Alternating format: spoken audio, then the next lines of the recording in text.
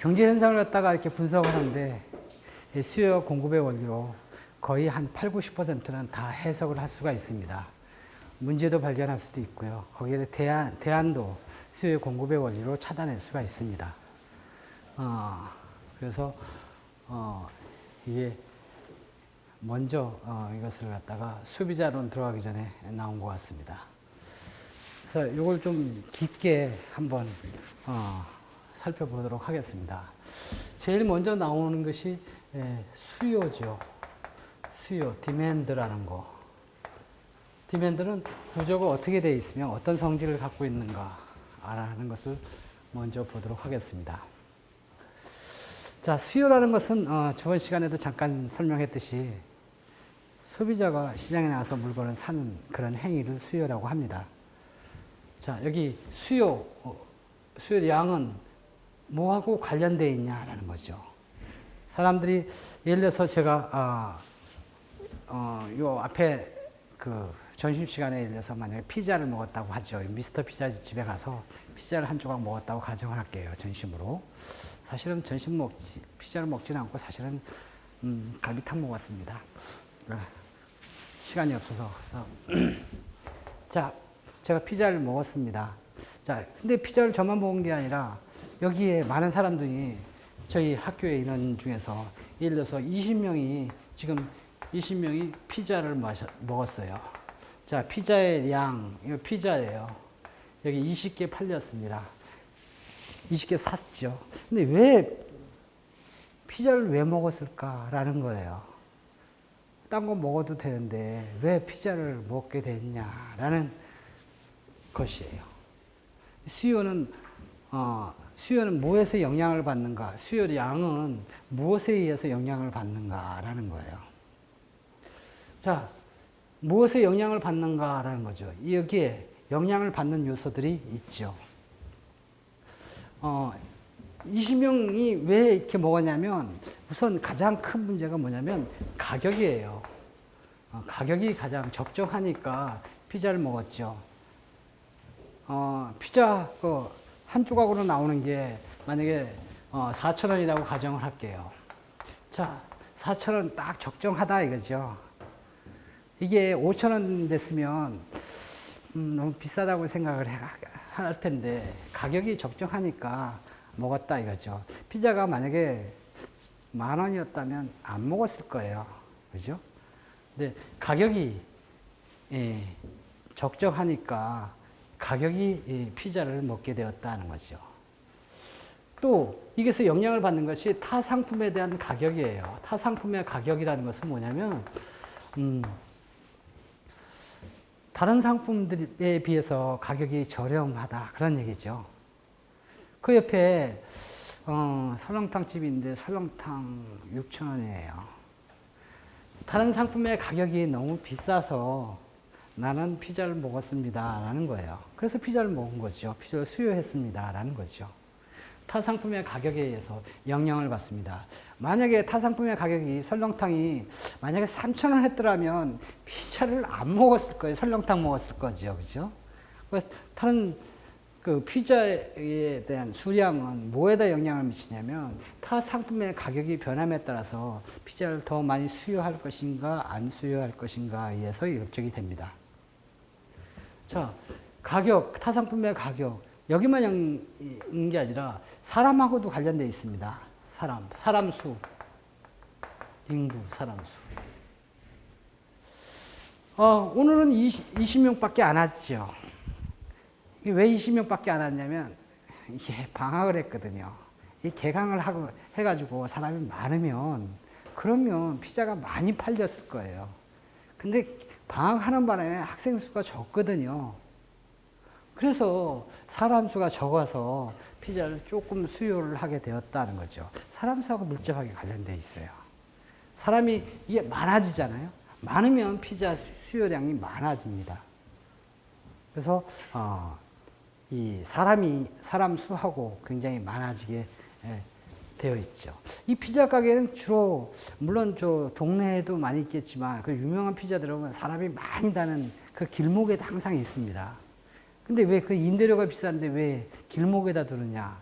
그 이유는 사람들이 많으면 많이 팔리거든요. 수요가 많아지거든요.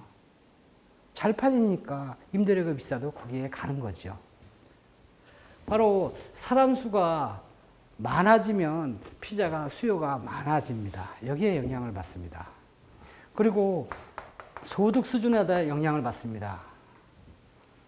이 돈이 사 먹는 사람들이 만약에 학생들이라 하면 학생들이 아르바이트를 해가지고 이게 소득이 많아지잖아요. 그러면 피자를 아무래도 많이 먹습니다.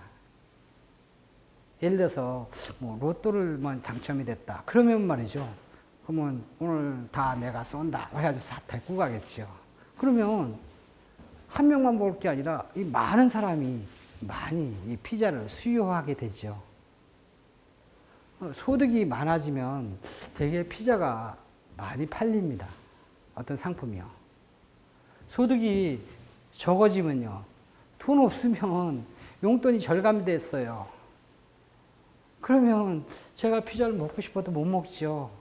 이거 뭐 점심 때 말이지, 이 3,000원 갖고 해결해야 되는데 말이지, 용돈이 잘려가지고, 뭐 피자가 이게 4,000원인데 말이지, 돈이 없어서 소득이 줄어들면, 그러면 어쩔 수 없이 학교 식당에서 조용히 그냥 돈가스나 시켜놓고 먹는 수밖에 없지요, 그죠? 그래서 소득이 증가하면 일반적으로 피자의 수량이 굉장히 증가합니다. 이 피자에 대한 수요는 수요량은 무엇에 영향을 받는가? 이런 거에 의해서 영향을 받아요. 어떤 거는요, 사람 수가 많아지면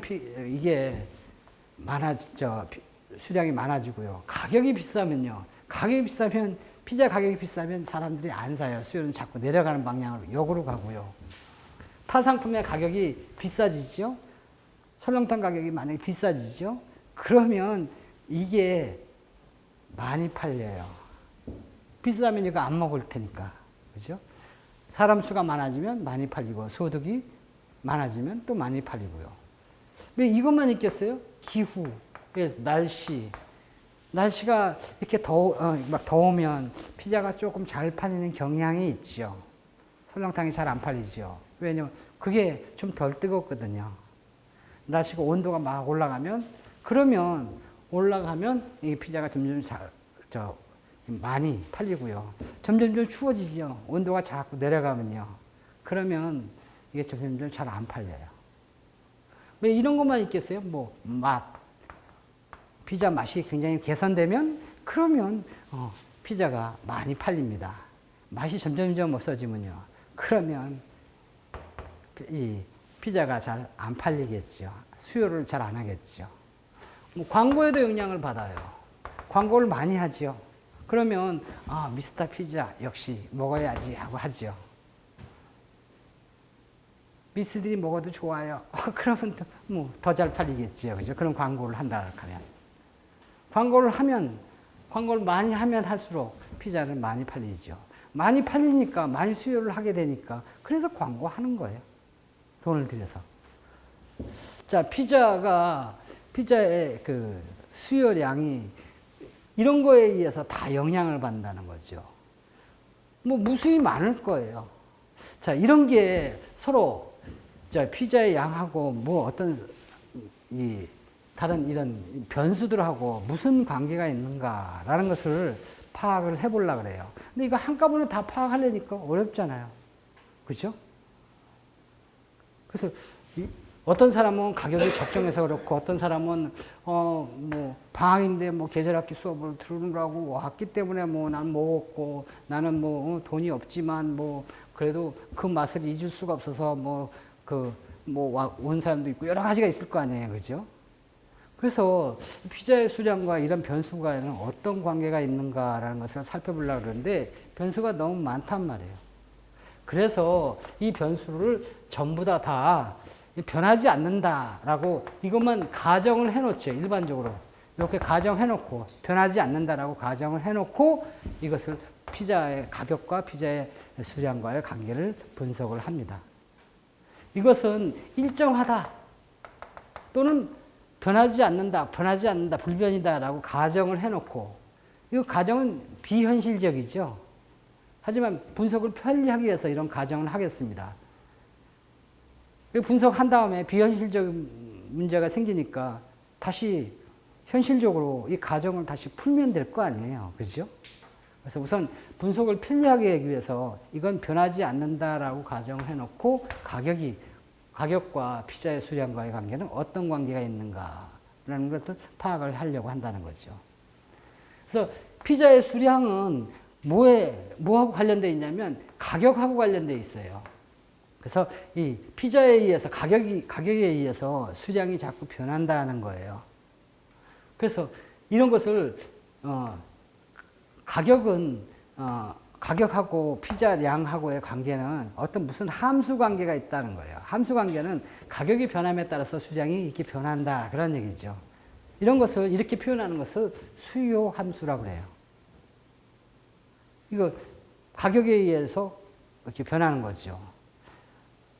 이것을 이렇게 기호로 이렇게 표시하면 이렇게 수요 함수로 이렇게 나온다고요. 근데 이게 뭐 Q, F, P 이게 뭐 영어지 뭐 수학에서 얘기하는 함수 같지가 않잖아요. 그죠? 그래서 함수 같게 하려면 이렇게 쓰면 되겠죠. 예를 들어서 만약에 3P 플러스 만약에 막 500. 그러면 함수가 되죠. 그죠? 가격이 1,000원 단위입니다. 예를 들어서 1,000원 예를 들어서 가격이 뭐 1,000원을 만약에 4,000원입니다. 이게 4.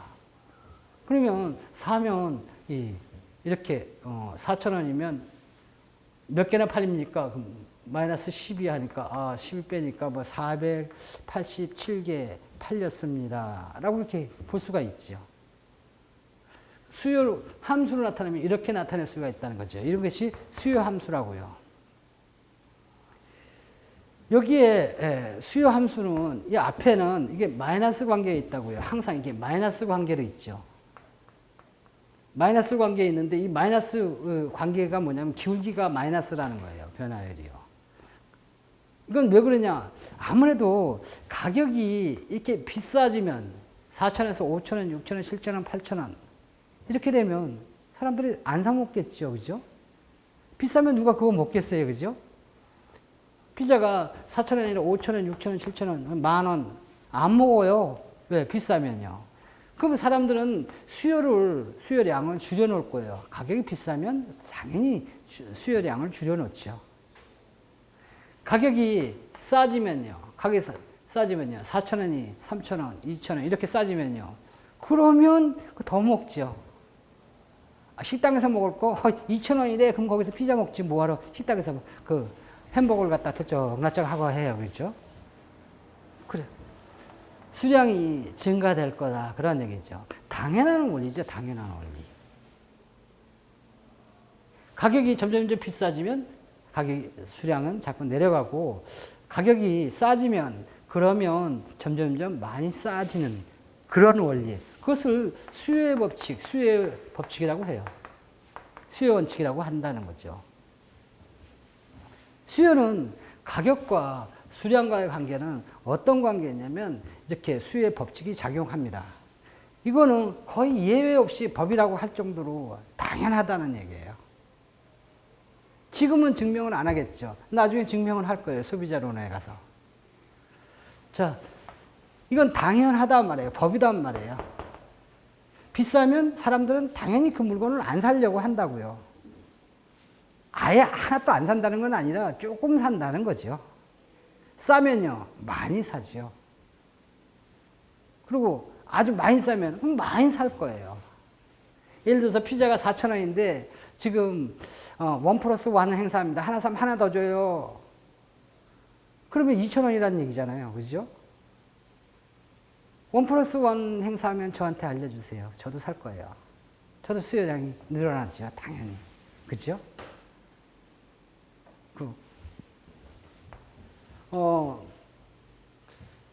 오늘 출근하면서 이렇게 딱 보니까 드디어 그 크리스피? 제가 그거 참 좋아하거든요. 좋아하는데 그 미아 삼거리역에 그 롯데백화점 그 지하의 법이다 그런 얘기예요. 그래서 이런 것을 잘 나타내는 것이 뭐냐면 가격과 수량과의 관계는 이게 서로 가격이 상승하면 수용이 내려간다고요.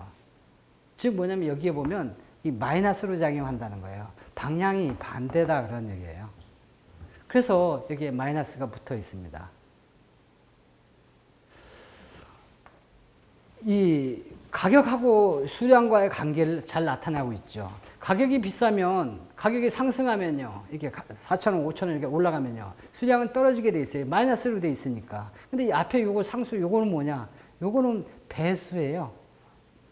그냥 그 3배만큼 더 밑으로 내려갑니다. 라는 거죠. 그죠? 기호 마이너스는 반대로 간다라는 것을 의미해요. 수요의 법칙을 잘 설명하고 있는 거죠. 그래서 수요의 구조를 이렇게 보면 이거 마이너스냐 플러스냐 이거는 수요의 법칙을 충실하게 지키고 있느냐 안 지키느냐 반대로 가느냐 안 반대로 가느냐라는 정상적으로 가느냐 하는 거죠. 공급의 법칙은 반대예요. 가격이 지나가면 올라가면 더 많이 팔려고 해요. 그래서 이건 마이너스가 없습니다. 마이너스가 붙었다는 것은 수요의 법칙이다라는 것을 알 수가 있고요. 이것은 가격과 수량과의 관계는 반대로 갑니다라는 거죠. 가격이 비싸지면 이건 적어져요. 근데 여기 3배로 적어집니다. 라는 그런 얘기고요. 그 다음 여기 500 이거는 뭐냐? 이거는 상수죠. 상수는 이 가격 이외의 다른 변수가 여기에 다 함축되어 있어요. 이게 만약에 변하죠? 이게 변하면 이게 변해요. 근데 지금 이건 일정하다고 가정을 해놨죠. 상수로 딱 가정해놨죠. 일정, 변하지 않는다라고 했으니까 500으로 일정하다, 500이라는 수치로 딱 있잖아요. 그죠? 여기 있는 변수는 다 요걸로 설명이 다 되어 있습니다. 그래서 앞으로 이거 분석을 할 때 어떻게 분석할 거냐면 이거 나중에 이거 일정 불변형 이것도 변합니다 하고 딱 하면 일정하지 않습니다 하고 가정을 풀어버리잖아요. 그러면 이게 500이 일정하지 않습니다. 변하지 않는 게 아니라 이제 이것도 변합니다. 500, 400, 300, 200 이렇게 변합니다. 그렇게 되면 상황이 달라지는 거죠. 그래서 가격이 변하면 수요량이 변하지만 또 가격 이외의 변수가 변하면 이게 변합니다. 수요 함수가 구조가 그렇게 구조가 되어 있어요. 단순하게 되어 있는 것 같아도 이런 것들이 딴 것이 변하면 어떤 형태로 변할 것인가라는 것을 갖다가 찾아내는 것을 보면 되죠. 그래서 이 가격이 일단 이게 변하면 가격은 이 마이너스로서 이게 서로 수요의 법칙을 작용을 하는 거죠. 그림으로 나타내면 이렇습니다.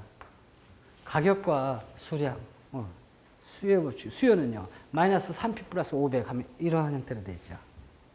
이런 선을 갖다 수요 곡선이라 그래요. 이거 수요 함수는요. 이것은 가격하고 수량과의 관계는 반비례 관계로 이렇게 돼 있죠. 가격이 이만큼 4,000원이에요. 4,000원이면 예를 들어서 이렇게 4,000원이면 이렇게 20개 팔리죠. 그러면 2,000원이면요. 2,000원이면 그럼 20개 팔리는 게 아니라 50개 팔린다. 그런 얘기예요. 그래서 가격이 변하면 여기서 왔다 갔다 이렇게 움직이게 되어 있습니다. 요 점에서 요 점, 요 점에서 요 점으로, 요 점에서 이 점으로 이렇게 이동하게 되어 있습니다. 수요 곡선상에서. 일단 수요 곡선은 수요의 가격과 수량과의 관계를 잘 나타내고 있어요. 그러니까 수량이 어떻게 변하는가? 가격에 의해서 변합니다. 가격이 변함에 따라서. 그래서 이렇게 반대로 변합니다라는 거죠. 그래서 가격이 변함에 따라서 수량이 이렇게 내려갑니다. 반비례로 갑니다라는 거죠. 그래서 그림으로 표현하면 이렇게 표현하는 거고요. 말로 표현하면 수요의 법칙입니다라는 거. 수요의 법칙이 뭐냐면 비싸면요 많이 사고요. 아주 비싸면 안 사요. 싸면요 많이 사요. 많이 싸면요 많이 사요. 라는 그런 그 법칙, 수요의 법칙이죠. 말로 하면 그게 이렇단 말이에요. 그걸 수식으로 표현하면 수요 함수같이 이렇게 표현하죠. 마이너스 3p 플러스 500 이런 형태로 해가지고 그림으로 하면 이렇게 수치로 표현하면 이렇게 말로 하면 이렇게 해가지고 수요에 대한 성질을 자세히 잘 나와 있다 그런 얘기예요. 라는 거예요. 하지 말라고 했는데도 불구하고 하는 사람들이 너무 많아서 그래요. 자주. 이런 것은 상관관계 분석을 하면 되지만 그럼 이걸 해결하려면 어떻게 되느냐. 이게 앞 변수고 이게 종속 변수다. 이게 먼저고 이게 나중이다라는 것을 증명을 해야 된다고요. 이게 먼저고 이게 나중이다. 그러면 이게 원인, 인과 분석을 해야 된다고요. 이게 먼저고 이게 나중입니다라는 거 분석을 해야 된다고요. 그런 거 분석을 하려면 예를 들어서 아까 범죄율하고 경찰수 있잖아요. 그러면 이것을 이렇게 대칭하는 게 이게 먼저잖아요. 그죠? 그럼 이게 먼저입니다. 이게 나중입니다. 그러면 이게 먼저라는 것을 증명하기 위해서 이건 앞선 것이고 이건 뒤선 것을 갖다 이렇게 대각선으로 이렇게 분석을 해주면 이렇게 분석을 해주면 이게 먼저 발생하고 나서 이게 나중에 이렇게 발생을 합니다라는 것으로 나타나죠. 그럼 몇 개의 데이터는 사라지게 되죠.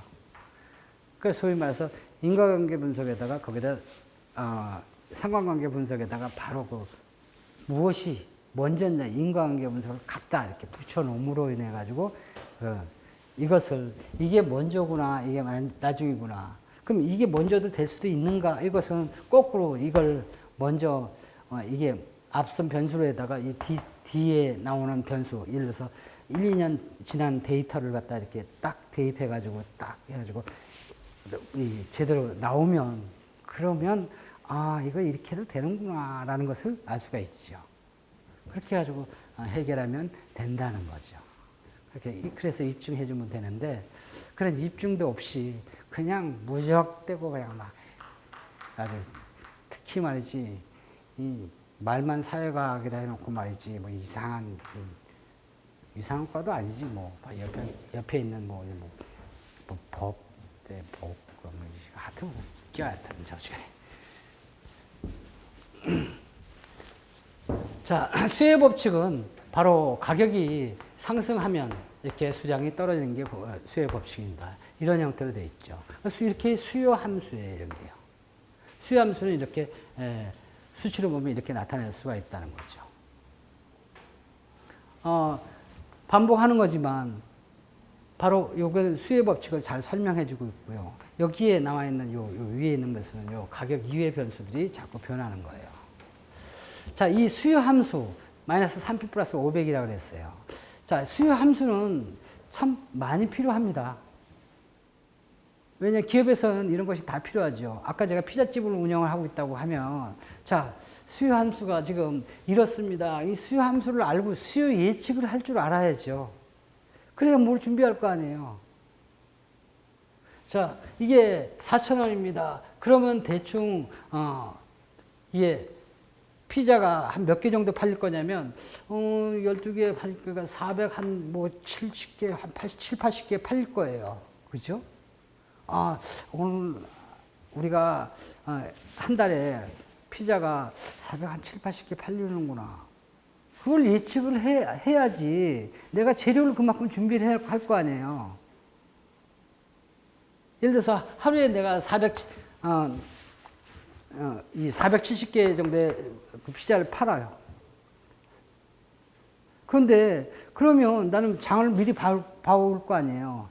되게 400 한 7, 80개 정도 팔 거니까 뭐 한 500개 정도 준비하면 대충 되지 않겠어? 이렇게 해가지고 500인분을 준비를 하죠.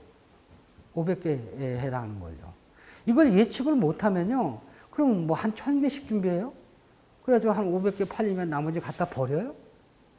아니면 이걸 잘못 예측해가지고 그냥 한 200개만 준비하면 될까? 한 200개만 준비해가지고 그럼 뭐 재료가 없으면 못 팔잖아요. 그럼 오전만 장사하고 오후는 에이 재료 없어서 문 닫자 하고 문 닫아버려요? 그럴 수는 없잖아요. 사업을 하는 데 있어서 수요 예측은 항상 필요합니다. 얼마큼 팔릴 것이냐라는 거예요. 수요 예측이 뭐냐면 수요 함수를 구하는 거예요. 수요 예측을 구하는 거죠.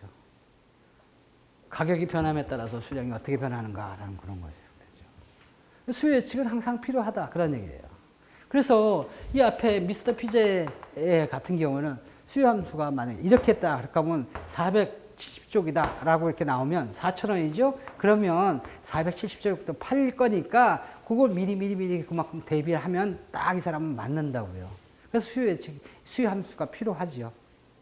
만약에 6,000원 되면요. 그러면 6, 3, 18 이렇게 빠질 거니까 그러면 이걸 조금 더 덜 팔릴 거니까 조금 적게 수요를 갖다가 딱 맞춰서 그 재료를 그만큼 준비를 할 수가 있겠죠. 그죠? 수요 함수가 필요하다고요. 수요 예측을 위해서. 기업에서는 항상 이런 것들이 필요하죠. 자, 근데 수요 예측, 수요를 어떻게 구하냐는 거죠. 이렇게 구하면 되는 거예요. 가격의 변함에 따라 수량이 어떻게 변하는가. 서로 가격의 변함에 따라서 수량이 어떻게 변하는가를 딱 비교해가지고 수요 함수를 끄집어내죠. 그래서 여기에 Q는 1에서 마이너스 3P 플러스 500 이런 형태로 간다고요.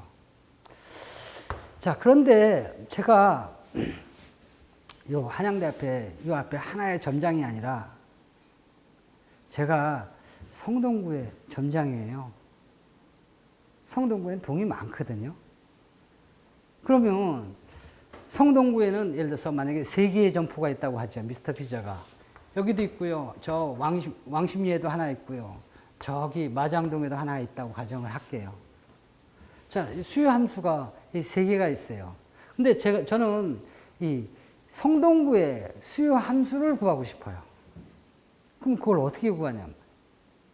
왜냐면 내가 거기에 성동구를 다 맡고 있는데 내가 성동구에는 몇 개를 주문을 미리 대비해가지고 재료를 갖다 이렇게 공급을 할 것이며 뭐 그런 거 하려면 그러면 성동구의 점포를 알아야죠. 성동구. 성동구에 대한 수요 함수는 어떻게 될까라는 거예요. 수요는 거기는 3개가 있는데 지금 이건 한양대 앞에는 이런 수가 되겠죠. 그러면 이 마장동에는요. 마장동은 예를 들어서 2P 플러스 만약에 200이에요. 그 다음 저기 왕십리에 있는 건요. 이건 뭐 마이너스 만약에 P 플러스 만약에 300이에요. 그럼 이런 상태가 되어 있다는 거죠.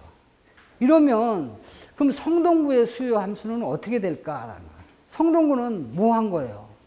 1호점, 2호점, 3호점 다 더한 게 성동구잖아요. 그죠? 그러면 성동구의 수요 함수는 여기 Q1, Q2, Q3 이걸 다 더하면 된단 말이에요. 더하라면요. 그럼 성동구의 수요 함수는 그럼 어떻게 하면 됩니까? 아니, 3개의 함수를 다 더하라고. 다 더하면 성동구가 나온다고요. 어떻게 돼요?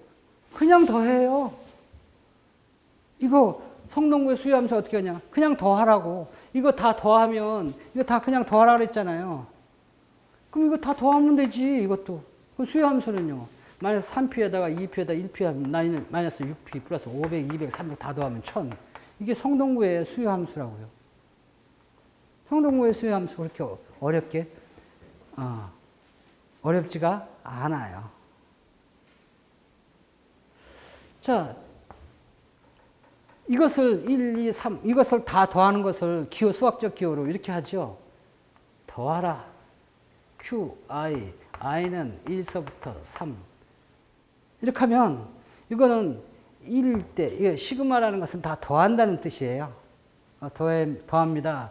1일 때는 여기는 Q1 이거죠. 그죠? Q1. 그다음 더하기 시그마 더하기 2, 3. 이것을 Q1, 2, 3 이렇게 길게 쓴 것을 딱 줄여가지고 이렇게 쓴다고요. Q, I. I는 1서부터 3까지 갑니다. 여기 1, 여기 2, 3. 그다 더하라. 이렇게 더하다는 것을 이렇게 표현한다는 거예요. 한 줄, 하나로. 성동구의 것은 이렇게 하면 돼요. 수요 함수를 딱 필요한 함수를 금방 구할 수가 있죠. 그냥 그대로 딱 더해버리면 돼요. 이런 것을 수평적으로 더한다 해서 수평합이라 그래요. 왜 수평이라고 나왔냐면 그림이 수평합으로 되어 있거든요. 그림이 여기 1호점은 이렇게 되어 있지만 2호점은 이렇게 되어 있겠죠. 3호점은 이렇게 되어 있어요. 이것을 3개를 다 합하면 어떻게 되냐. 이 위에다가 이걸 합성하고 이 위에다 이걸 합성하죠. 그럼 3개를 다 이렇게 합성하면 수요 함수가 이 비슷한 게 이렇게 된 함수가 나올 거예요.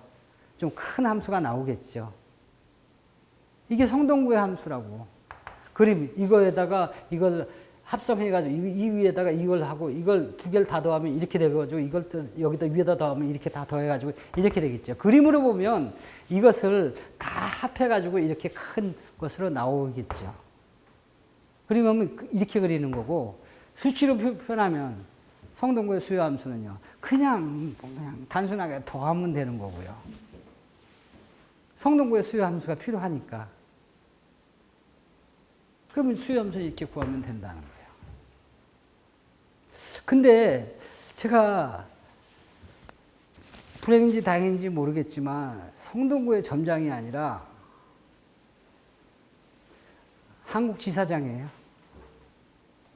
그럼 또 한국 지사장이다라는 거예요.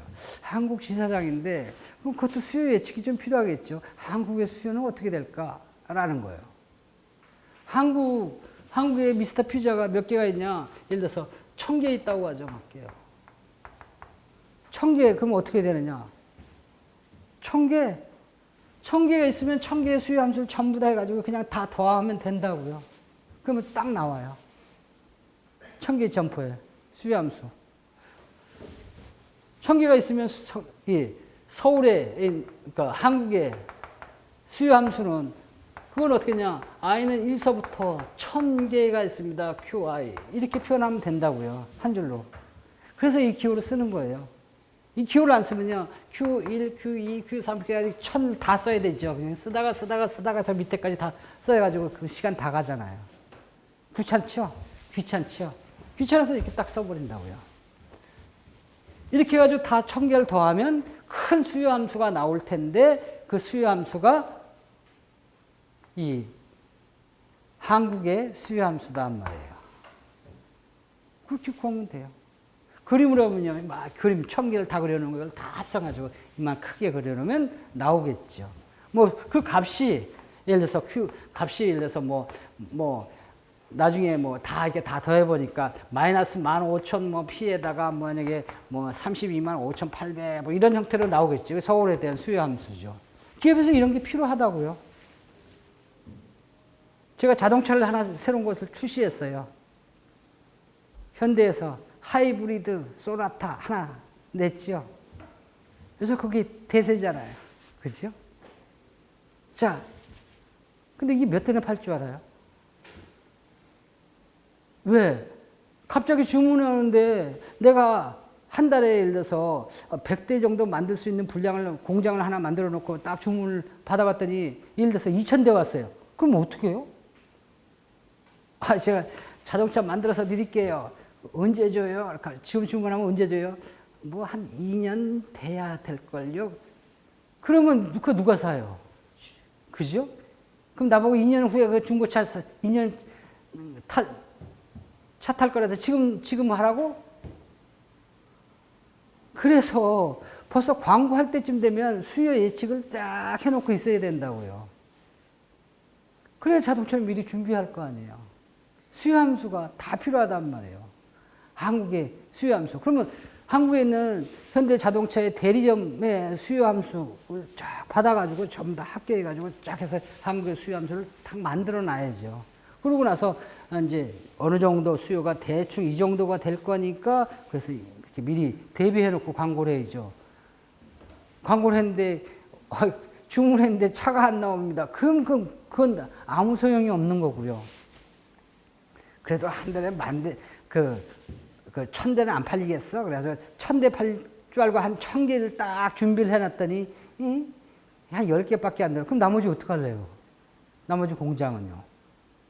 준비해 놓은 거. 부품들 다 어떡할래요? 다 고무상 갖다 줄까?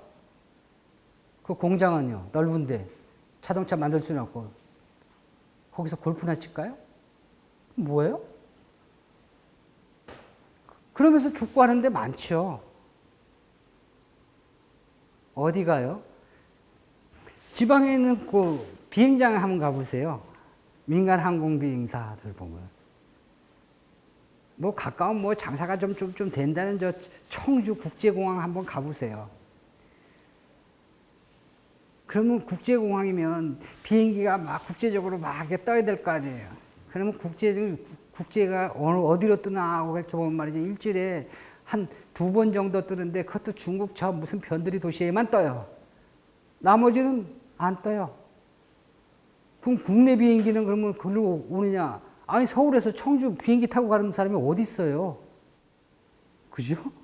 그럼 비행기에 그럼 일주일에 2대 뜨는 거야? 예. 청주공항은 그래요. 수요 예측을 잘 못한 거죠. 아주 거기는 한가해요. 그래도 거기는 그래도 뜨긴 하니까 낫긴 하죠. 저 광주 비행장, 저 대구 비행장, 뭐, 거기는 그래도 조금 낫네. 거기는요. 손님이 그래도 조금 있으니까. 왜 그러냐면 대구에서 이제 제주도로 놀러 가는 사람이 어쩌다 있거든요. 대구에서 서울 오는 사람, 그건 없어요. 거기 가보면 비행장은 큰데, 비행기가 없어요. 타는 사람도 없고. 거기 낫죠. 저 동해안에 가면 양양 비행장이 있어요. 양양. 거기 속초 딱 거기. 설악산 왔다 갔다 비행기. 비행장 크게 하나 딱 만들어 놨죠. 거기 가면요. 요새 설악산 가는데 비행기 타고 다니는 사람 누가 있어요? 없죠? 그럼 그 근처에 속초에 있는 사람들이 해외여행 갈 때 속초에서 타고 간대요? 그것도 없다고요. 그러니까 비행기 뜰 일이 없죠. 수요가 없으니까. 뜰 일이 없으면 어떻게 돼요? 비행기가 안 가지. 그래도 너희는 강제로 그냥 저기 제주도서부터 저 거기까지 가가지고 만약에 강제로 배정하면요. 항공사들이 뭐라 그러겠어요? 차라리 죽여주세요 라고 하지요. 그거 뭐 적절하는 거 그거 왜 해요? 그죠? 그러니까 손님이 없으니까 항공기가 없는 거고 항공기가 없으니까 또 손님이 없는 거고 그러니까 텅 비어 있다고요. 그럼 양양 비행장에는 뭐가 있을까요? 비행장에는 비행기가 있어야죠. 손님이 있어야죠. 근데 손님이 없어요. 손님이 없으니까 비행기가 당연히 없죠. 그럼 양양 비행장에는 뭐가 있을까? 올여름에 한번 가보세요. 양양 비행장에는 무엇이 있는가? 무엇이 거기에 있는가? 뭐가 뜨고 무엇이 내려앉고 있는가? 비행장 근처에 가면 말이죠. 아스팔트로 쫙 돼 있으니까 아주 생선 말리기가 참 좋습니다. 생선을 쫙 말리고 있어요. 비행장에는 근데 이렇게 하려니까 1000개를 다 조사하려니까 세월 너무 많이 가지요. 그죠? 그리고 돈이 너무 많이 들죠. 그래서 원래는 이렇게 해야 되는데 수요 조사를 이렇게 해가지고 이렇게 해야 되는데 이렇게 하려니까 돈이 너무 많이 들더라 이거예요. 그리고 뭐 꼭 맞는다는 그 보장도 없고요. 그래서 이것을 1000개를 다 조사해서 이렇게 하지는 않고요. 그래서 이것을 통계적으로 이렇게 샘플로 뽑아서 현실적으로는 샘플로 뽑습니다. 이 중에 한 10개만 딱 뽑아요. 10개만 뽑아서 조사를 해가지고 뽑죠. 그래서 10개가 평균적으로 얼마냐, 그 편차가 얼마큼 나느냐 해가지고 통계적으로 이렇게 뽑는 것을 샘플링 한다 그러죠. 샘플링을 한 다음에 그것을 원래 1000개의 기업들이 어떤 몇 개 정도로 각 움직이고 있느냐라는 것을 갖다가 추정을 하죠. 수요를 갖다가. 그런 것을 추정이라 그래요. 에스티메이트라고 하죠. 우리 통계학 배울 때 그렇게 안 배워요? 통계학을 무슨 샘플링을 해가지고 샘플링을 어떻게 해가지고 딱 한 다음에 그 다음에 통계학 거의 끝무렵에 보면 또 검정, 추정 이런 거 있잖아요. 추정이라는 것은 이거 모수, 이거 원래 있는 것을 1000개를 갖다가 추정을 하는 거죠.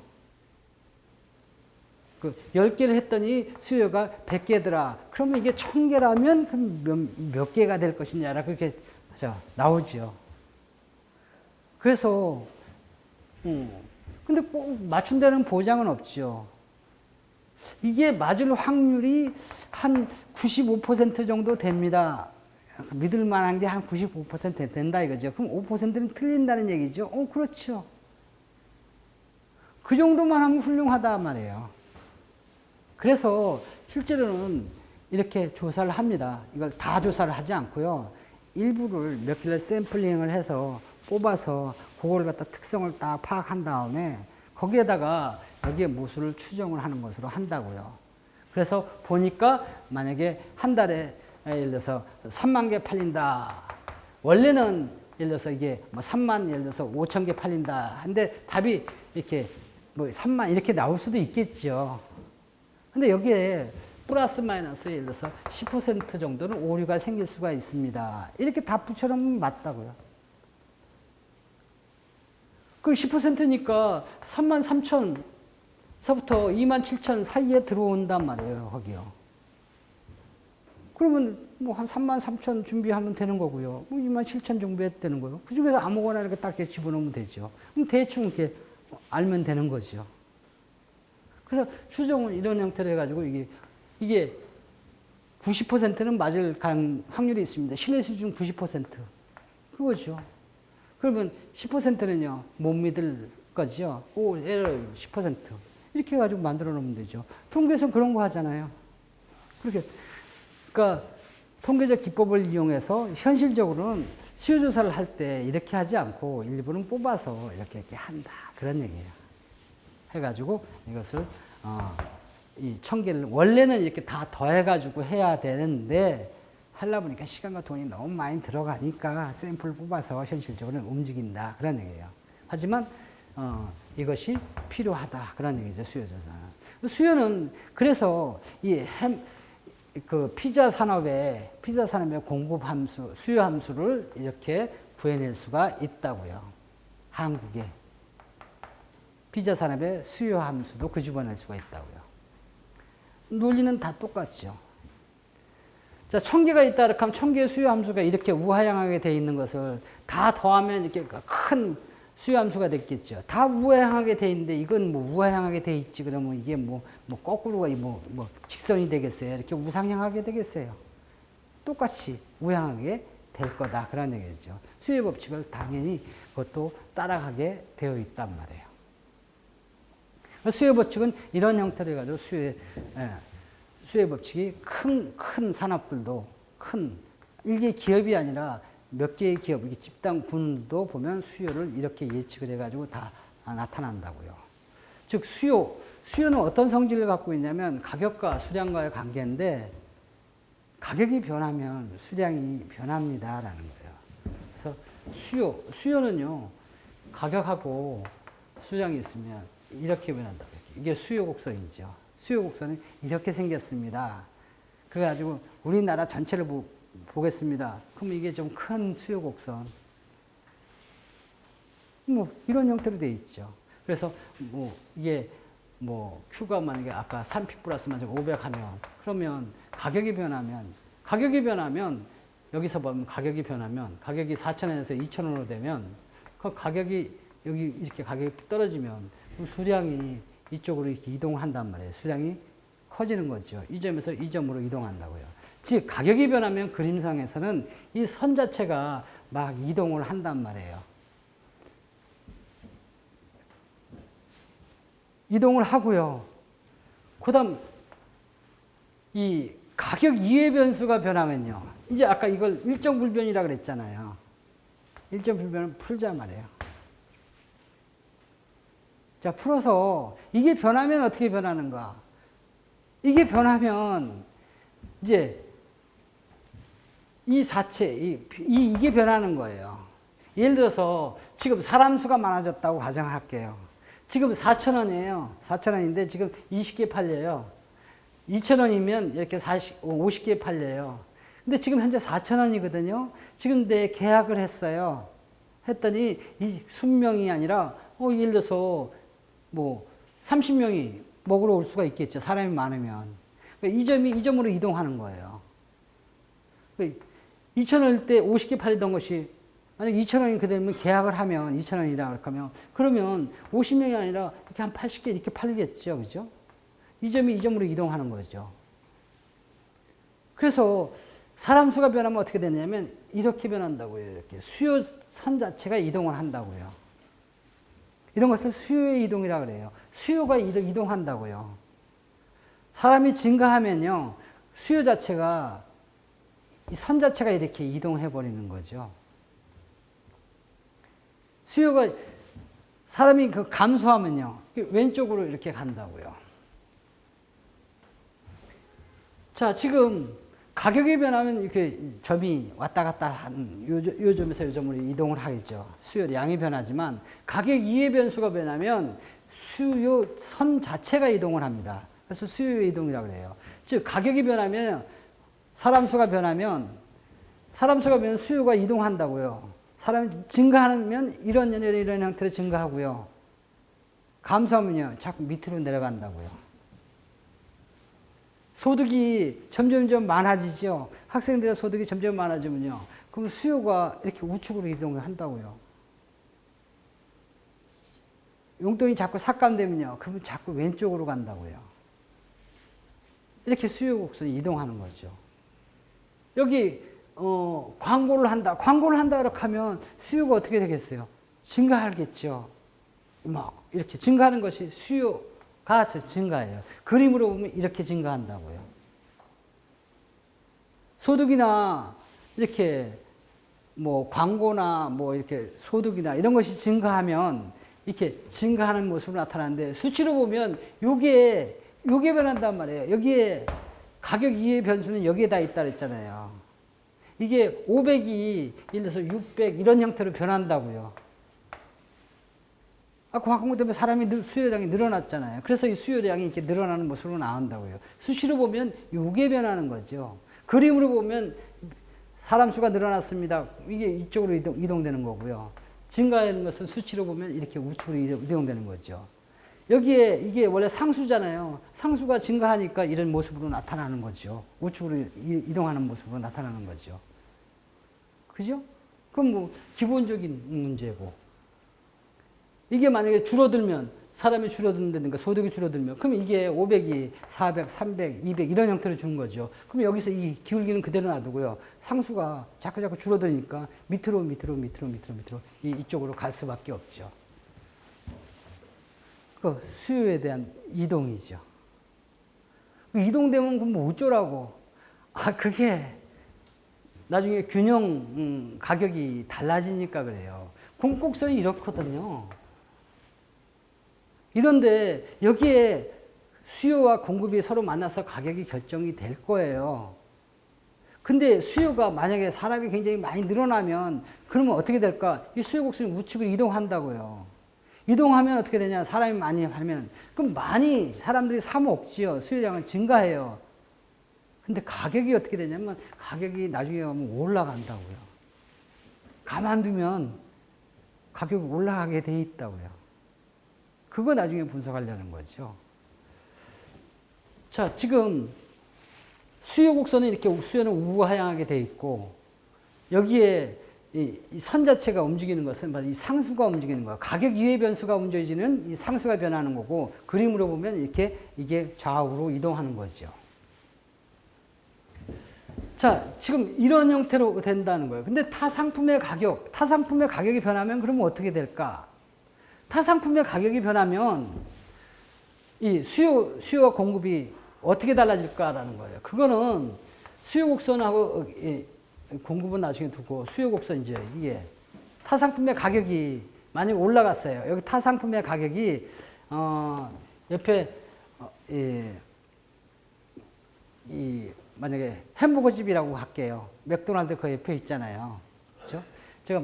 지금 여기에 햄버거가 피자가 예를 들어서 그래 지금 이거는 우리가 피자집이에요. 햄버거가 4,000원이에요. 4,000원인데 수량하고 이건 햄버거죠. 그 햄버거에 대한 수량, 그다음 햄버거에 대한 피자에 대한 가격하고 피자에 대한 수량이 어떻게 변하는가라는 걸 보는 거죠. 자, 햄버거가 지금 세트 메뉴가 예를 들어서 4,000 올랐더라고. 4,200원으로 올랐더라고. 3,900원에서 4,200원으로 올랐는데 나는 라지 먹으니까 4,700원 달라 그러더라고. 4,700원이에요. 그죠? 자, 4,200원 달라다가 예를 들어 4,700원으로 가격이 올라갔어요. 햄버거가 이렇게 가격이 쑥 올라가면 그 햄버거 먹겠어요? 안 먹겠어요? 안 먹지요. 그죠? 그래서, 그럼 가격이 올라가면 햄버거의 수량이 줄어든다고 수요 법칙에 의해서 줄어들죠. 내가 알고 싶은 사항은 피자에 관한 사항이에요. 자, 피자는 지금 4,000원씩이죠. 가격은 변함이 없어요. 자, 햄버거를 안 먹잖아요. 햄버거를 안 먹으면 그 햄버거에 있는 손님이 배가 고플 거 아니에요. 근데 햄버거를 안 먹으면 이 사람들은 배를 채워야 되니까 피자집으로 온단 말이에요. 피자의 수량이 증가하는 거죠. 즉, 타 상품의 가격이 변하면 어떻게 변하냐면, 피자 가격이 상승하면, 가격이 비싸면요, 햄버거의 수량이 증가한다고요. 여기 4,000원이라고 했을 때 이만큼 팔리는데, 만약에 타 상품의 가격이 증가하잖아요. 타 상품이 햄버거인데, 햄버거가 4,000원에서 5,000원으로 올랐어요. 그러면 피자가 더 많이 팔린다고요. 20개 팔리던 게 타 상품의 가격이 올라가면 30개 팔린다고요. 이 점이 이 점으로 이동한다고요. 즉, 수요 곡선이 이렇게 우측으로 이렇게 이동한다고요. 이게 햄버거의 가격이 상승하면 수요가 증가한다고요. 상수가 변함으로 따라서. 타 상품의 가격이 상승하면 수량이 증가한다고요. 즉, 수요 곡선이 우측으로 이동한다고요. 근데 이런 상품이 있는가 하면 이런 상품을 대체제라 그래요. 저로 햄버거하고 피자와의 관계는 서로 대체 관계에 있다는 거죠. 경쟁 관계에 있다는 거예요. 사람은 햄버거를 먹던가 피자를 먹던가 둘 중에 하나만 먹지 둘 다 먹는 일은 없단 말이에요. 왜? 배가 부르니까. 햄버거를 안 먹으면 피자를 먹고, 둘과의 관계는 원수지간이고 경쟁 관계라고요. 경쟁 관계의 상품, 타 상품이 경쟁 상품이라면, 즉 대체제라면, 그러면 햄버거의 가격이, 대체제 상품이 가격이 상승하면 수량이 증가해가지고 수량이 우측으로 나타나죠. 근데 피자하고 예를 들어서 콜라와의 관계, 이 관계는 협조 관계거든요. 피자가 많이 팔리면 콜라도 많이 팔려요. 같이 파니까 콜라 먹으면서 콜라 혼자 먹는 것보다는 이 콜라 먹으면서 이 피자를 먹으면 역시 피자에는 이 코카콜라 그러다가 또 욕 먹지, 그죠? 콜라로 먹어야 제 맛이지요, 그죠? 근데 미스터 피자는 보니까 펩시 써 있더라고. 그래서 안 되는 게요. 저기는 장사가. 역시 콜라는 코로 시작하는 게 좋아요. 그죠? 자, 지금 여기 대체제는 이런 상태죠. 근데 콜라는 서로 협조 관계에 있다고요. 그런 것을 보완제라 그래요. 서로 완성시켜주는 재화죠. 그런 재화 같은 경우는 만약에 코카콜라의 가격이 이렇게 올랐다고, 비싸졌다고 하죠. 가격이 비싸지면 그럼 콜라를 사람들은 안 먹을 거예요. 그죠? 그러면 피자는 4,000원 그대로 있겠죠. 그러면 이 피자가 콜라를 안 먹으면 그럼 이 피자도 안 먹는다고요. 사실은 이 반대지요. 그죠? 피자 안 먹으면 콜라도 안 팔리지요. 그죠? 이런 상황이 된다고요. 가격이 올라가면, 콜라 같은 가격이 올라가면 피자가 안 팔린다고요. 밑으로 내려가죠. 그러면 이렇게 이동한다고요. 이렇게. 왼쪽으로 간다고요. 가격이 내려가면요. 콜라의 가격이 이렇게 내려가면 이게 좌측으로 이동한다고요. 아까는요. 햄버거 가격이 비싸지면 우측으로 간다며. 콜라는요. 가격이 이렇게 올라가면 콜라의 가격이 이렇게 비싸지면 그러면 이렇게 간다고요. 아니, 어떤 거는 이렇게 가고 어떤 건 밑으로 가냐 말이에요. 그거는 그 상품의 성격이 타 상품이 어떤 상품이냐에 따라서 그 상품이 대체제일 경우에는 가격이 올라가면 그러면 수요가 증가하고 이렇게 우측으로 증가하고 그 상품이 만약에 대체자라면 가격이 상승하면 수요가 밑으로 내려가고 저기 상수가 떨어지고 이런 형태로 떨어진다고요. 사람 헛갈리게 만들어 놓죠. 그죠? 헛갈리는 거는 뭐 지금 머릿속에 둘 필요는 없어요. 그거는 나중에 탄력성 분석할 때 나중에 저절로 계산돼서 나올 테니까. 하여튼 한 가지 확실한 건 뭐냐면 타 상품이 가격이 변하면 수요 곡선이 이동해요. 어떤 때는 이렇게 올라가기도 하고 어떤 때는 내려가기도 하고. 하여튼 이동하는 건 확실하죠. 그죠? 수요 이동이 생긴다고요. 타 상품의 가격이. 정확히 본다면 만약에 대체제의 경우 가격이 상승하면 우측으로 가고 가격이 하락하면 밑으로 가고요. 여기는요. 보완제의 경우는 이렇게 밑으로 가고 가격이 상승하면 밑으로 가고요. 가격이 상승하면 밑으로 올라가고 이런 형태로 간다고요. 결과적으로 좌우지간의 타 상품의 가격이 변하면 한 가지 확실한 건 수요 곡선이 움직인다 그런 얘기죠. 위로 올라갈지 내려갈지 그건 좀 따져고 봐야 되는데 골치 아프다 그런 얘기죠. 골치 아픔까지 외울 필요는 없고요. 하여튼 타 상품의 가격이 변하면 수요 곡선은 이동한다 그런 얘기예요. 이거 따지는 거는 나중에 다시 따질 거예요. 이 대체제 경쟁 관계에 있는 거죠. 이 경쟁 관계는요. 나하고는 원수 관계예요. 나하고 걔하고는 같이 살 수가 없어요. 내가 잘 되면요. 그 사람은 망하는 거죠. 그래서 제가 피자집을 운영한다 그러면 햄버거가 맥도날드가 잘 팔리잖아요. 그 사람의 행복은 나의 불행이거든요. 햄버거가 안 팔리면요. 그 사람의 불행은요. 나의 행복이지요. 한 지붕에서 같이 살 수가 없어요. 그 경쟁 관계는 미리 사전에 제거할 수 있으면 제거해버리는 게 좋지요. 안 그러면 계속 너의 행복이 나의 불행이고 너의 불행이 나의 행복이고 뭐 이렇게 돼버리는데 어떻게 합니까? 둘이 같이 못 사니까 원수지간인데. 그렇기 때문에 그런 때에서는 서로 경쟁이 치열하게 되는 거죠. 네가 살든가 아니면 내가 살든가 너하고 나하고 둘이 다 잘 되는 법은 없다 그런 얘기죠. 그럴 때는 경쟁에서 이기려고 하면 사전에 제거를 하든가 해야죠.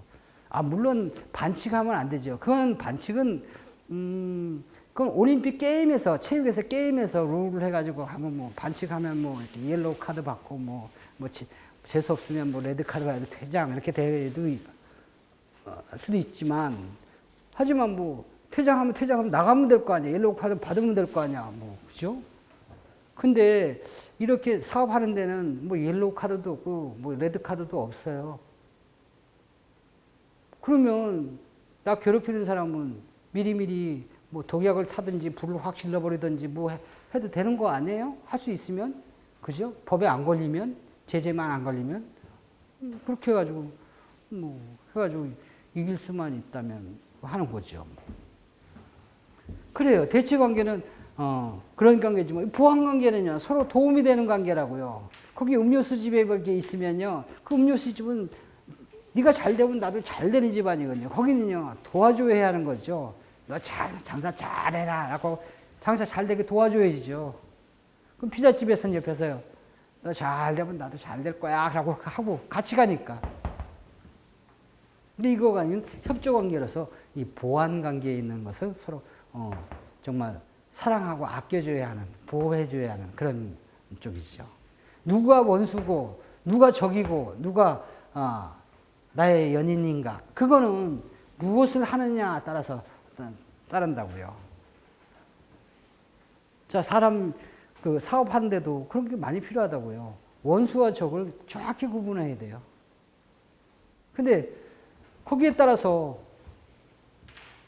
그 원수와 적을 어떻게 하냐. 원수는 대체제가 경쟁 관계에 있는 것이 원수죠. 이거는요. 보완제는 내가 굉장히 아끼고 사랑하고 해줘야 되는 거죠. 나를 잘 위해 주니까. 그걸 어떻게 증명합니까? 그걸 어떻게 증명하냐면 이렇게 증명을 한다고요. 여기에 가격하고 여기에 피자에 대한 수량하고 이게 둘 가격과 수량과의 수요 함수죠. 근데 수요 함수인데 가격과 수량과의 관계인데 여기에 가격은 햄버거에 대한 가격이 이건 수량은요.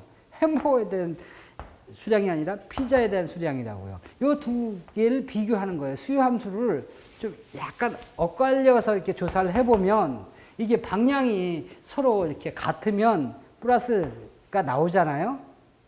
그러면 이놈은 왼수라고, 대체제라고. 이거는요, 반대로 나온다고요. 수요 함수 같이 똑같이 나온다고요. 그러면 어떻게 되느냐? 그러면 이거는 다의 여인이죠. 내가 아끼고 사랑해 줘야 되는 거죠.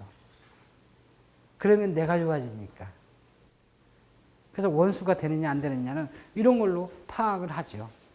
그거 하는 것으로 해가지고 이게 대체제구나 보완제구나. 그리고 내가 나의 얼마 철천지의 원수가 될 것인지 아니면 일반적인 원수가 될지 그거는 좀 계산을 한다고요. 가격이 변함에 따라서 수량이 증가하는데 이렇게 많이 증가하더라. 이게 철천지의 원수예요. 이거는 같이 못 살아요. 이건요. 사업을 하더라도 그건 아주 그냥. 자, 그거는 나중에 탄력 분석할 때 구체적인 수치를 놓고 나서 구체적인 수치를 내 가지고 구체적으로 전략을 세울 수 있도록 그리고 이 사람들이 가격이 변할 때 수량이 어떻게 변하는지 그런 것은 다음 주에 그걸 별도로 이렇게 하기로 하고. 지금 오늘 배운 것이 뭐냐면 수요의 성질을 미리 다 공부를 했습니다. 평범한 이야기를 딴 데에 가면 잘 적용을 안 하더라고. 아니 이게 왜 옆으로 이동하는 겁니까 그림이? 상수가 이동하는데 그게 안 이동할 수밖에 없냐. 예를 들어서 임금의 공급의 함수는 임금의 함수다라고 이렇게 나오거든요. 임금이 변하면 여기서 왔다 갔다 하겠죠. 임금 이외 변수가 변하면 임금 이외 변수가 뭐 있어요? 노동의 공급을 증가시키는 경우죠. 아니면 감소시키는 경우죠. 예를 들어서 저출산이다 그래가지고 저출산이면 그 노동의 공급을 자꾸 줄이는 그런 역할이 생기는데 그 저출산 문제가 생기면 그럼 어떻게 되냐? 노동의 공급 곡선이 왼쪽으로 갑니다. 왜요? 가격 이외 변수가 변했으니까 공급에 영향을 미치는 거니까. 그러면 어떻게 됩니까? 저출산이 되면. 그러면 여기 임금이 상승되고 고용량이 떨어집니다. 당연하죠. 뭐.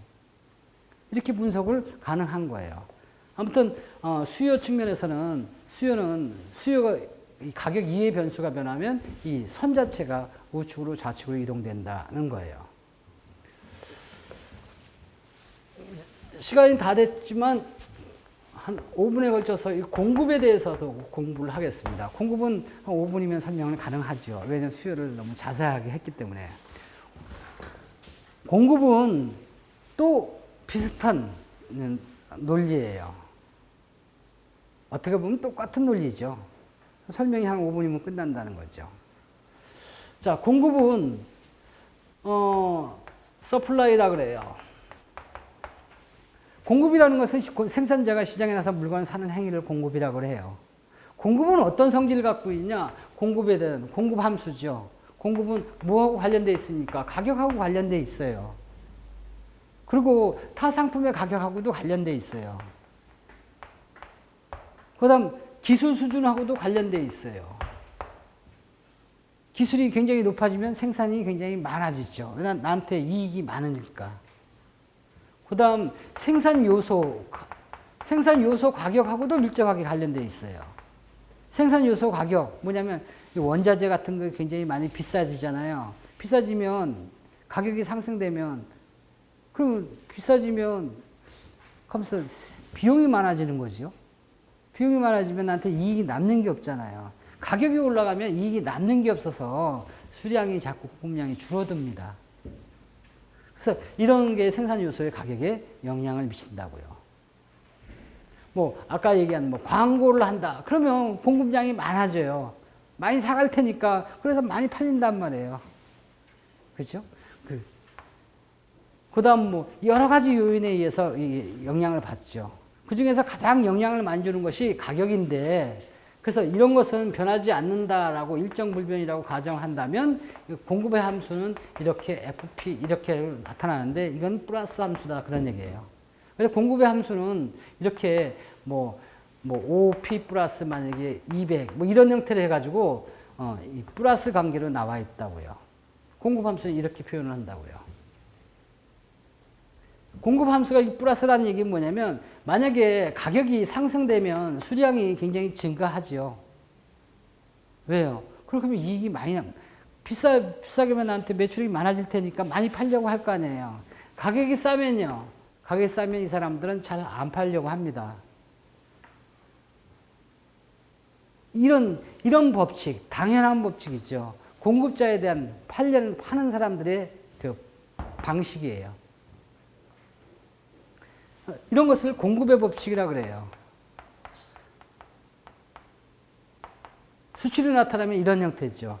방향이 같아요. 여기 플러스죠. 이렇게. 자, 이런 형태로 되어 있는데 여기서 가격이 변하면 여기에 배수만큼 이 공급량이 변할 거고요. 가격 이외 변수들은 이 상수에 영향을 미칠 거예요. 이걸 그림으로 나타난다면 가격하고 수량에서 공급의 함수는 우하향이 되지 않고 우상향한 이런 모습이에요. 이런 선을 갖다 공급 곡선이라고 한다는 거예요. 공급 곡선은 우상향하게 돼 있어요. 즉 이 가격에 있을 땐 요만큼 파는데 가격이 상승하면 그러면 수량도 증가시킨다 그런 얘기예요. 이게 이런 공급 곡선입니다. 그러면 만약에 공급하는 데가 한국에 예를 들어서 만약에 공급하는 데가 한국에 뭐 예를 들어서 뭐 100개가 있다. 그러면 한국의 공급 함수는 어떻게 될까? 그것은 이게 한국에 대한 공급 함수는 그것은 100개를 다 그림을 갖다 이렇게 합성한 큰 그림이겠죠. 수치로 나타나면 이거는 다 더하는 거라고. 이 공급 함수를 여기다 더하는데 i는 아까 100개라 그랬어요. 그럼 i는 1서부터 100으로 된 i 이렇게 딱 해놓으면 공급 함수를 그대로 다 더해서 쓰면 된다 하는 거예요. 산업별로의 공급 함수를 그대로 다 하죠. 다 100개가 우상향하게 됐는데 이거 100개를 다 됐더니 이게 우하향하게 이렇게 돼버렸어요. 그거 잘못 그린 거라고요. 전부 다 우상향하게 이렇게 돼 있는데 그걸 다 더했더니 왜 옆으로 가냐고. 이상한데 뭐 이상하게 잘못 그려놓고 말이죠. 그냥 그래서 당연히 우상향하게 되어 있죠. 큰 그림도. 그래서 공급의 법칙은 공급은 말이죠. 이렇게 우상향한 모습을 나타나요. 이런 모습을 나타내는 거죠. 자, 가격이 변할 때는 여기서 이 공급량이 왔다 갔다 합니다. 하지만 이 가격 이외 변수가 변하면 이런 것들이 변하면 아까 생산 요소의 가격이 상승하면 비싸지면 공급량을 줄인다 그랬잖아요. 이익이 적으니까. 줄이는 것은 왼쪽으로 이렇게 가는 거예요. 그러면 이게 200이 말이죠. 이게 100 이렇게 자꾸 변하는 거죠. 공급량이 줄어드는 거죠. 공급량이 줄어드는 요소는 왼쪽으로 가는 거고 증가하는 것은 오른쪽으로 가는 거죠. 생산 요소의 가격이 비싸지면요. 왼쪽으로 가요. 생산 요소 가격이 싸지면요. 인건비, 재료비 이런 것이 싸지면요. 이게 우측으로 가죠. 기술이 굉장히 증가돼요. 기술이라는 것은 나중에 또 정의를 하겠지만 테크놀로지라는 것은 이 비용은 그대로 만들어 놓으면서 생산량을 굉장히 많이 증가시키는 그런 노하우를 기술이라 그래요. 그러니까 비용은 적게 그대로 들어가는데 생산은 많아지니까 이익이 많아지겠죠. 그럼 기술이 굉장히 커지면 좋은 기술이 생기면 생산을 많이 한다고요. 나한테 유리하니까. 기술이 자꾸 개발이 되면 공급곡선이 이렇게 우측으로 이동하죠. 광고를 하면 우측으로 이동하죠. 근데 광고보다 나쁜 소문이 자꾸 생기면요. 그 피자에 말이지, 거기, 뭐 이상한 거기 뭐 소세지 같은 거 들어가는 거 있지.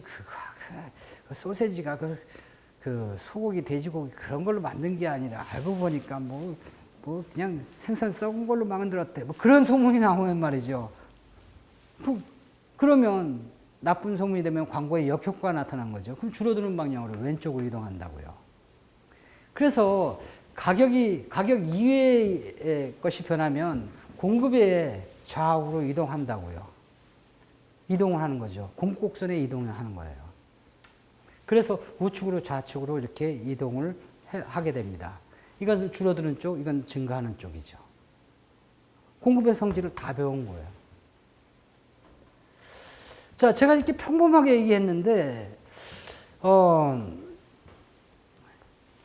이게, 큰 사회적인 경제 분석을 이런 걸로 분석이 가능하단 말이에요.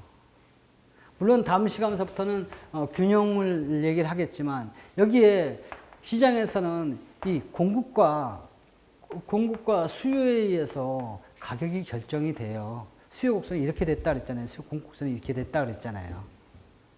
정확히 이렇게 되겠죠. 경제 분석을 할 때 지금 생산 요소의 가격이 상승됐습니다. 지금 원유가가 상승됐어요. 국제 원자재 가격이 굉장히 많이 올랐어요. 한국의 경제는 어떻게 될까요? 그러면 수요가 이동하는 게 아니라 공급이 이동하겠죠. 가격 이외의 변수, 생산 요소가 여기 공급에 있잖아요. 가격이 많이 올랐다고요? 그럼 공급을 줄이는 방향으로 가겠죠. 그러면 공급 줄이는 방향이 왼쪽으로 이렇게 갑니다. 그러면 이 점에서 이 점으로 가격이 상승되죠. 그렇죠. 가격이 상승되고요. 수량이요. 왼쪽으로 이렇게 수량은 줄게 되는 거죠. 이게 뭐가 어때서요? 이게 국가 단위로 보면요. 이게 가격이 아니라 이게 물가라고요. 국가 단위에서는요. 거시경제에서는 이것을 물가라고 한다고요. 프라이시스라고요. 미시경제는 개별 기업이나 개별 개인한테 적용하는 거지만 그건 하나의 상품 볼 때는 하나의 상품 가격이라고 하지만 국가 단위로 보면 모든 상품에 대한 상품들의 가격들을 평균한 것을 뭐라 그러냐면 물가라고 한다고요. 그런 짓을 물가지수라고 하죠. 물가가 상승하는 현상을 뭐라 그러냐면 인플레이션이라고 그래요. 그렇죠. 그럼 인플레이션, 물가가 상승하는 거예요. 올라도 많이 올라가죠. 이렇게 왼쪽으로요.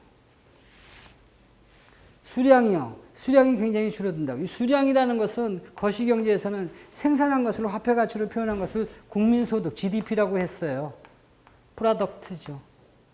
이게 별명이 뭐냐면 국민소득이라고요. 그냥 소득하면 내가 소득이 좀 생겼잖아.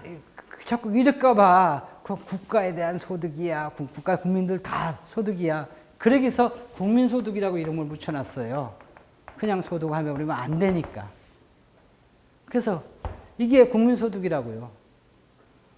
국민소득이 줄어든다고요. 국민소득이 증가하는 현상을 아까 물가가 증가하는 현상을 인플레이션이라고 그랬죠. 그럼 국민소득이 증가하는 현상을 뭐라 그러냐? 증가하는 이유를 경제성장이라고 그래요. 증가하는 현상을 경제성장이라고 하죠. 증가하니까 성장한다는 거예요. 그냥 성장한다 그러면 누가 키 좀 컸구나 많이 컸네 그럴까봐 여기다가 키가 아니에요. 경제라니까 경제성장. 그래서 경제성장이라고 붙여놓은 거예요. 경제성장은 국민소득이 증가하는 현상을 경제성장이라고 하죠. 그 비율을 경제성장률이라고 한다고요. 자, 국민소득이 줄어들어요. 경제성장이 마이너스가 되는 거죠. 자, 경기가 안 좋아지는 거죠. 그럼 원유가가 이렇게 국제 생산 요소 가격이 굉장히 많이 증가하면, 예를 들어서 또 인건비가 많이 증가하면 한국의 인건비가 많이 오르죠. 올랐었죠, 과거에. 한국의 인건비가 굉장히 높습니다. 옛날에는 외국 가가지고 막 돈 벌어온다는데 지금 외국 안 갈라 그래요. 왜요? 외국 가가지고 한국에서 버는 만큼 못 버니까 한국의 인건비 많이 줘요. 오히려 한국은 외국 사람들이 보기에 천국이라 그러죠. 참 돈 벌기 쉽고. 그러니까 막 한국에 막 들어오려고 애를 많이 쓰는 거예요. 인건비가 상당히 높은 거예요. 일 잘하고 돈 많이 받아가면 괜찮죠. 문제는 뭐 일도 별도 안 하면서 돈은 되게 많이 챙겨간다고요. 너무 사용자 편인가? 그렇죠. 자, 이런 현상이 벌어지면 어떻게 되느냐? 생산 요소 가격이 하면. 그럼 왼쪽으로 이동함으로 인해 가지고 이 가격이 상승돼 가지고, 즉 물가가 상승한다고요. 물가 안정이 깨진다고요. 국민소득이 떨어진다고요. 경제 성장이 자꾸 작아진다고요. 경제 불황이 생긴다고요. 이런 것을 계속 지속되는 현상을 뭐라 그러냐면 스태그플레이션이라고 그래요. 스태그플레이션이라는 것은 뭐냐면 스태그네이션, 경기가 아주 안 좋아지는 현상이지요. 경기 불황에다가 그러다 인플레이션을 같이 붙여가지고 인플레이션, 물가가 상승하는 현상이죠. 그래서 스태그플레이션이라고 그래요. 그러니까 물가가 상승하면서 물가는 상승하면서 경기는 안 좋아지고 아주 최악의 상황으로 가는 거예요. 그게 이런 현상으로 이것으로 분석이 가능한 거죠. 그림으로 보면 이렇게 가지고 공급이 이렇게 됐습니다. 국제 원자재 가격이 굉장히 많이 상승했어요. 석유 가격이 원유가 많이 올랐어요. 인건비가 상당히 많이 올랐어요. 그러면 경제가 어떻게 되는 줄 아십니까? 그럼 생산 요소 가격이 왼쪽으로 이동하는 거죠. 왼쪽으로 이렇게 딱 이동하는 거죠. 그러면 이만큼 물가가 올라갑니다. 수량이 떨어집니다. 그래서 이런 문제가 생기는 겁니다. 요새 물가가 많이 올랐죠? 예, 고생 많죠? 왜 그런 줄 아세요? 이렇게 돼서 그래요. 그럼 물가를 낮추려면 어떻게 해야 됩니까? 물가 안정 대책 어떻게 해야 됩니까? 뭐 어떻게 해야 돼요? 수요를 낮추면 물가가 내려갈 거 아니에요. 공급을 우측으로 이동시키면 내려갈 거 아니에요. 물가 안정 대책은 그렇게 해야죠. 그 외에는 뭐 다른 방법이 있어요?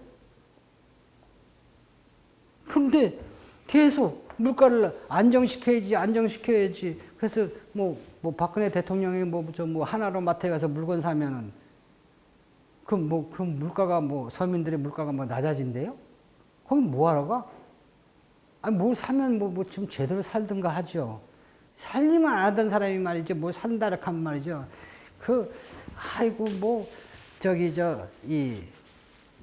이 청와대에 가서요, 요거 무쳐 먹으려고요. 콩잎이요. 이게 아주 참 몸에 좋대요. 그래서 청와대에 가서 삶은 콩 그거 해 드시려고 좋대요. 청와대에 가면 대통령이 직접 콩 삶아서 드시려고. 근데 사면 가족도 없는 사람이 혼자 있는 사람이 요만큼만 사면 되지 이만큼 들고 와가지고 이거 다 사겠습니다. 이거 콩 사셨네. 콩을 왜 사셨어요? 그러니까 청와대 가서 제가요 해 먹으려고요. 미쳤어 그냥. 그 콩만 먹고 그거 죽으려고 그만큼이나 사가지고 다 해요. 장 볼 줄 모르는 거예요. 나는 이렇게 서민적이다 이거죠. 하나로 마트에서 그런 거 사고. 아니 그 공무 살 때 하나를 마트에 가서 사요? 근데 사면 그렇게 많이 사시냐고. 그죠? 이게 다 서민들의 물가를 걱정해가지고 이렇게 하기 위해서 참 쇼를 좀 그렇게 그럴듯하게 해야죠.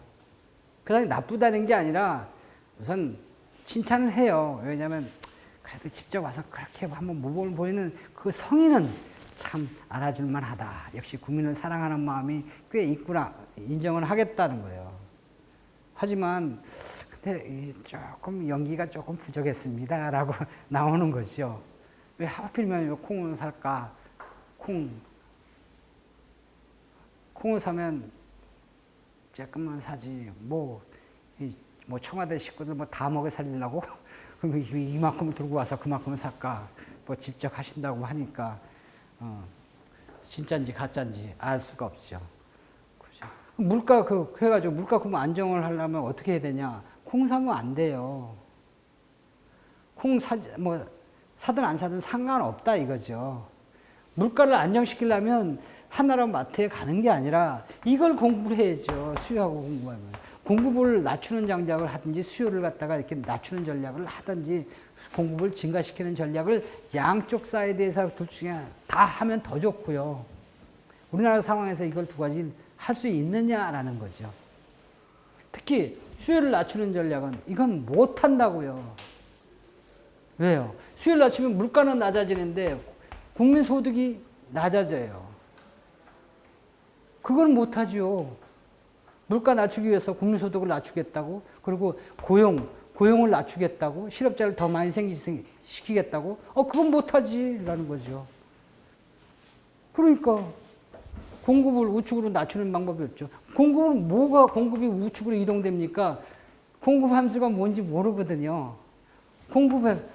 가격 이외의 변수, 이것을 플러스로 해가지고 우측으로 이동시키면 물가가 내려가죠. 그죠? 기술을 개발하면 돼요. 생산 요소의 가격을 낮추면 돼요. 근데 이거 낮추기가 좀 어렵죠? 그죠? 쉽지는 않을 거예요. 그 외에 여러 가지 요인들이 있죠. 이런 것들이 변하면 공급을 우측으로 이동시킬 수가 있어요. 물가 안정 대책을 할 수 있다고요. 물가 안정 대책이 나오는 거예요. 여기서 보면. 우측으로 이동시키는 수밖에 없으니까. 쉽지는 않겠죠. 자, 그런 데서 물가를 안정을 시켜야 된다는 거죠. 그럼 뭐가 우측으로 나타내는 것인가? 그걸 연구해가지고. 물론 방향은 잘 잡았어요. 뭐냐면 여기 기술이 있거든요. 기술을 개발하면 우측으로 이동된다면요. 그래서 기술이 꼭 필요합니다. 이 기술을 개발하려면 뭐냐면 창조과학부를 만들어야 돼요. 그래서 창조경제 하죠. 창조경제라는 게 도대체 뭡니까? 나도 잘 모르겠어요. 뭘 창조하시려고 하고.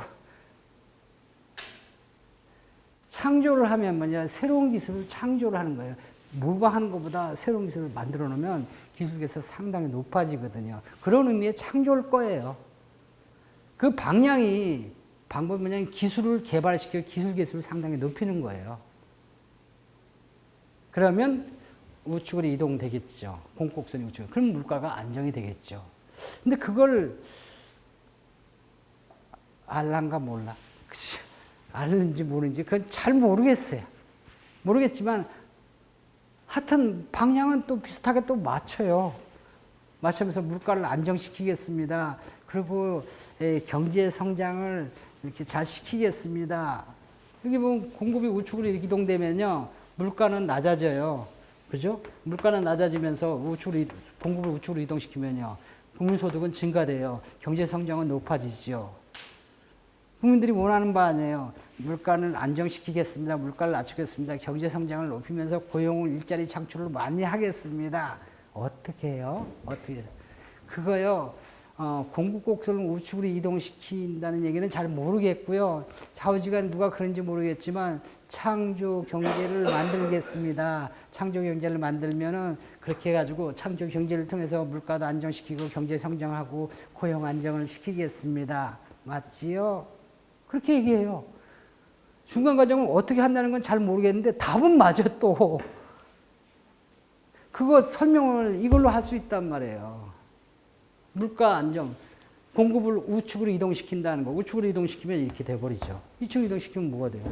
바로 이거예요. 여기 가격 이외의 변수를 우측으로 이동시키는 거. 이걸 찝은 거예요. 근데 잘 모르지만 그게 왜 그렇습니까? 그럼 이걸 찝어가지고 제대로 맞췄다는 거예요. 소도 뒷걸음질인지 옆걸음질인지 잘 모르지만 좌우지간에 제대로 하는 것 같아. 성과는 어떤지 모르겠지만. 지금 새로운 정부들이 움직여지는 그런 형태죠. 이것도 수식으로 나타내면 정확히 공급 함수가 이렇게 돼 있잖아요. 공급 함수가 이렇게 왼쪽으로 이동됐다. 그러면 공급 함수가 만약에 OP 플러스 만약에 200이다. 그러면 이게 만약에 왼쪽으로 간다. 그러면 100으로 이렇게 줄어들었잖아요. 그러면 이 수요 함수하고 공급 함수하고 정확히 여기에 접하는 점을 하기 때문에 가격이 얼마큼 올라가는지 수량이 어떻게 얼마큼 줄었는지 정확히 계산할 수가 있다고요. 생산 요소가 원유가가 이렇게 많이 올랐습니다. 이렇게 올랐다면 그러면 그 가격이 얼마가 될 거고 수량이 얼마큼 줄을 거고 정확한 수치를 예측이 딱 가능하도록 되어 있죠. 그래서 수요 공급 요인을 갖다 이렇게 구체적으로 이렇게 저 내부를 갖다 이렇게 파괴한 거예요. 많은 시간을 들여가지고. 너무 시간을 많이 들였다. 왜? 시간이 몇 시야? 이게 지금 5시가 다 됐는데. 그죠? 미안해요. 다음 주에 뵈야겠네요. 월요일 날서부터는 이 수요와 공급을 이용한 소위 말해서 시장을 조금 더 분석을 좀 해가면서 구체적인 수치가 이렇게 나오도록 그렇게 하도록 하겠습니다. 오늘 수업은 여기서 끝내겠습니다. 15분 늦었네요.